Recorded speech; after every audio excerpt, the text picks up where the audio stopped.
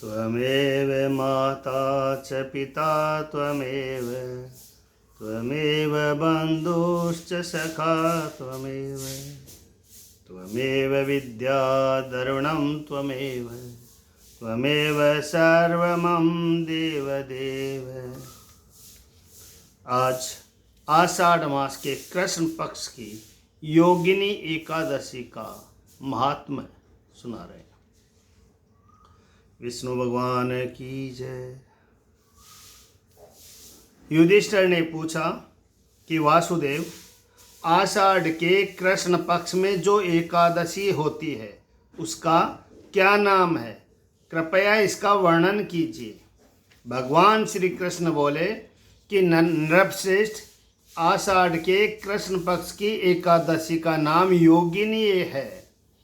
यह बड़े बड़े पातकों का नाश करने वाली है।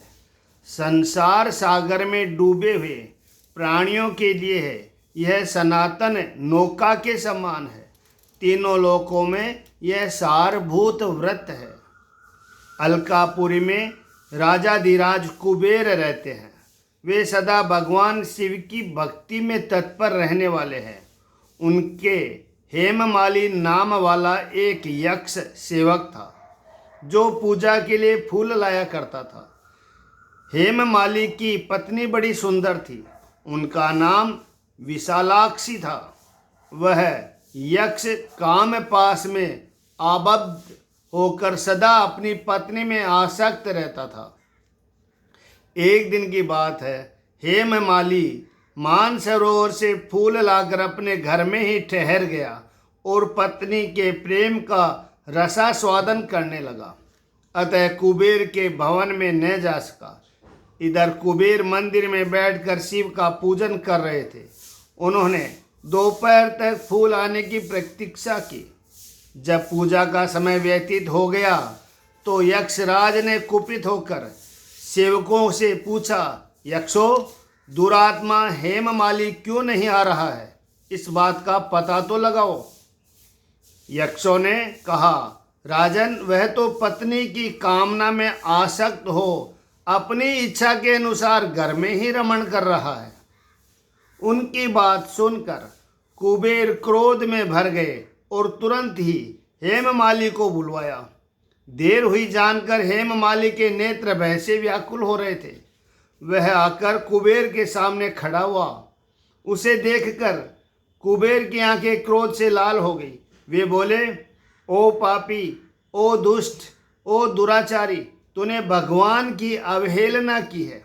अतः कोढ़ से युक्त और अपने उस प्रियतमा से वियुक्त होकर इस स्थान से भ्रष्ट होकर अन्यत्र चला जा। कुबेर के ऐसा कहने पर वह उस स्थान से नीचे गिर गया। उस समय उसके हृदय में महान दुख हो रहा था। कोढ़ों से सारा शरीर पीड़ित था, परंतु शिव पूजा के प्रभाव से उसकी स्मरण शक्ति लुप्त नहीं होती थी। पातक से दबा होने पर भी वह अपने पूर्व कर्म को याद रखता था। तदंतर इधर उधर घूमता हुआ वह पर्वतों में श्रेष्ठ मेरुगिरी के शिखर पर गया। वहां उसे तपस्या के पुंज मुनिवर मार्कंडेय जी का दर्शन हुआ। पाप कर्मा यक्ष ने दूर से ही मुनि के चरणों में प्रणाम किया।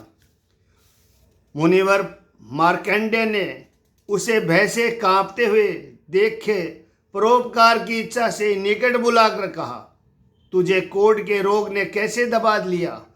तू क्यों इतना अधिक निंदनीय जान पड़ता है? यक्ष बोला, मुने, मैं कुबेर का अनुचर हूँ। मेरा नाम हेममाली है। मैं प्रतिदिन मानसरोवर से फूल लेकर शिव पूजा के समय कुबेर को दिया करता था। एक दिन पत्नी सहवास के सुख में फंस जाने के कारण मुझे समय का ज्ञान ही नहीं रहा। अतः राजाधिराज कुबेर ने कुपित होकर मुझे श्राप दे दिया, जिससे मैं कोढ़ से आक्रांत होकर अपनी प्रियतमा से बिछुड़ गया। मुनिश्रेष्ठ, इस समय किसी शुभ कर्म के प्रभाव से मैं आपके निकट आ पहुंचा हूँ। संतों का चित्त स्वभावतः परोपकार में लगा रहता है। यह जानकर मुझे अपराधी को कर्तव्य का उपदेश दीजिए। मार्कंडेय जी ने कहा, तुमने यह यहाँ सच्ची बात कही है, असत्य भाषण नहीं किया, इसलिए मैं तुम्हें कल्याणप्रद व्रत का उपदेश करता हूँ। तुम आषाढ़ के कृष्ण पक्ष में योगिनी एकादशी का व्रत करो। इस व्रत के पुण्य से तुम्हारी कोढ़ निश्चय ही दूर हो जाएगी। भगवान श्री कृष्ण कहते हैं, ऋषि के ये वचन सुनकर हेममाली दंड की भांति मुनि के चरणों में पड़ गया। मुनि ने उसे उठाया, इसे उसका बड़ा हर्ष हुआ। मार्कंडेय जी के उपदेश से उसने योगिनी एकादशी का व्रत किया, जिससे उसके शरीर की कोढ़ दूर हो गई। मुनि के कथनानुसार उस उत्तम व्रत का अनुष्ठान करने पर वह पूर्ण सुखी हो गया।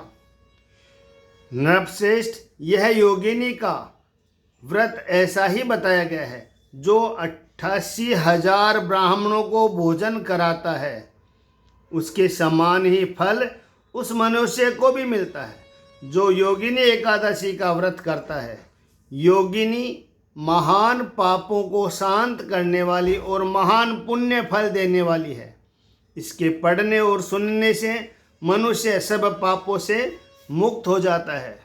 जय बोलो कृष्ण भगवान की जय, पुरुषोत्तम श्री राम की जय।